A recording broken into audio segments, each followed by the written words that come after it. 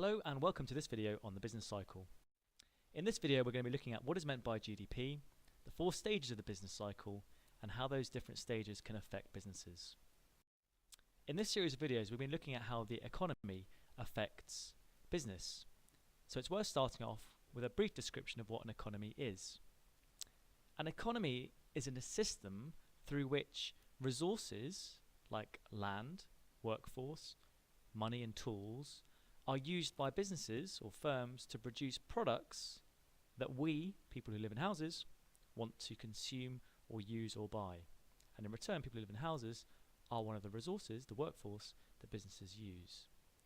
And it's this system, more than just the business itself, that forms an economy. It also involves the role of the government.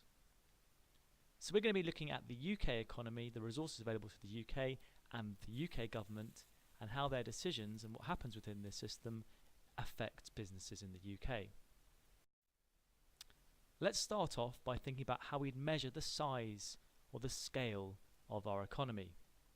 And the term we need to know here is gross domestic product. And gross domestic product stands for the final value or the market value of all final goods and services produced within a country in a year. So it's gross, not because it's because it's gross all added together.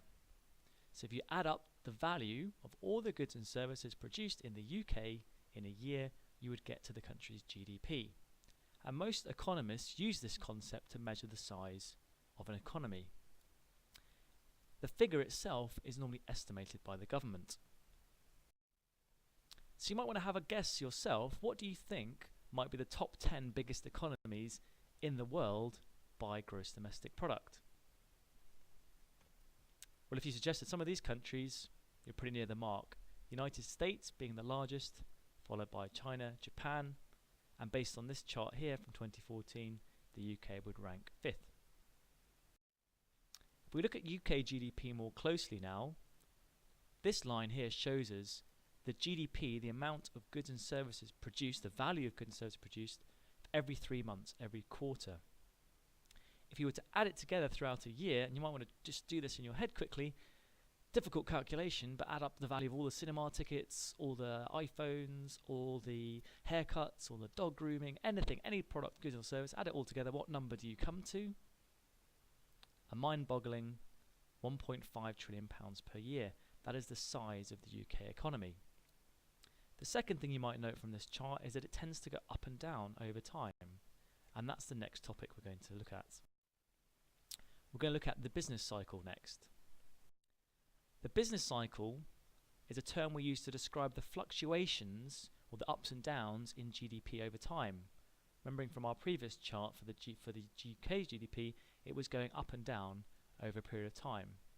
And we break these down into 4 phases: recession, slump, recovery, and boom. Where GDP falls for more than 2 consecutive quarters, for a 6-month period or greater, we would say the economy is in recession. Less output is being produced than in the previous periods, and GDP is declining. When GDP reaches a low level, not much is being produced in the country compared to historical trends, we would say the economy is in a slump. When GDP then starts to rise and increase and more is being produced over time, we would say the economy is in recovery, still maybe below its long-term trend. And when the economy is producing a lot, very high levels of GDP, more than maybe on average, then we would say the economy is booming. It's boom time. So let's look in a bit more detail and make some notes on the different stages of the business cycle. Well, in boom, when a lot is being produced, we have high levels of consumer spending. Businesses and consumers are very confident, so there's lots of spending, revenues may be high, prices are rising, so there is good profits, and businesses can use those profits to invest. Prices and costs tend to be rising faster, and because there is a lot of activity, unemployment might be quite low. However, in a recession, where less is being produced, we have lower levels of consumer spending because people aren't as confident about their jobs and security. So there's lower profits for businesses, so they start to cut back on investment. So we might have spare capacity increasing or maybe rising unemployment during a recession. And you might relate that to a few years ago in the UK when we experienced a large recession. A slump or depression, low levels of GDP that aren't rising. We have very weak consumer spending and business investment. Many businesses might have failed. Perhaps you could think of some examples yourself. Unemployment tends to rise and prices might start to reduce. During a recovery, things start to get better, consumer confidence begins to rise, spending's increasing, a little more confident, a bit more investment, but not to the same extent as you would get during a boom. So let's think about some businesses affected by the business cycle. Let's maybe start off recession. Can you think of any businesses that you are aware of that maybe failed as a result of lack of spending from customers caused by the recession that we experienced a few years ago in the UK? You might have thought of this one, was quite famous, or perhaps even this one, where I embarrassingly bought a membership card just a few weeks before it went into liquidation. However, it's not always the case that all businesses suffer during a recession. When people had less money to spend, some businesses did very well, such as Domino's Pizza. People swapped going out for expensive restaurant meals for getting a takeaway at home instead, and actually their profits increased during the recession.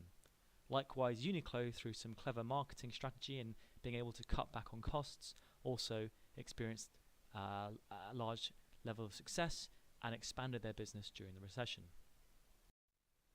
So let's look now at how businesses might be affected or maybe might respond at these different stages in a more theoretical approach. So let's look at recession and slump first of all. How might businesses respond to these changes? Well, from a financial perspective, if customer numbers are drying up, then they might consider cutting back on investment. It might be considered risky to do. Will you be certain you're going to be able to pay back any loans you might take out to invest? So really from a finance point of view, businesses might try and look after their cash flow.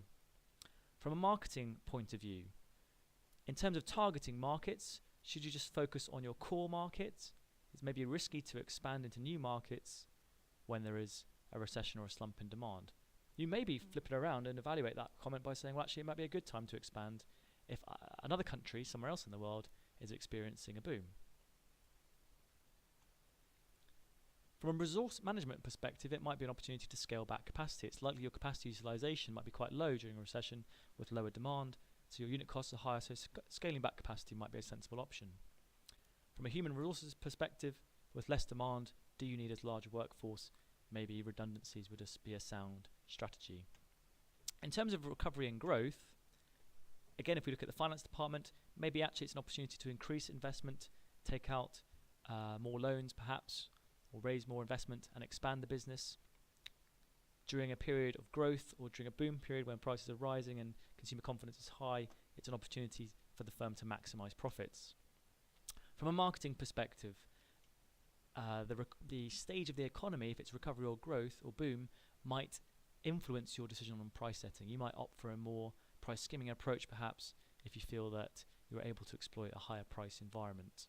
Maybe it's a time to expand into new markets. From a resource management capacity, if you're nearing the boom phase, demand is high, then perhaps it's time to increase capacity.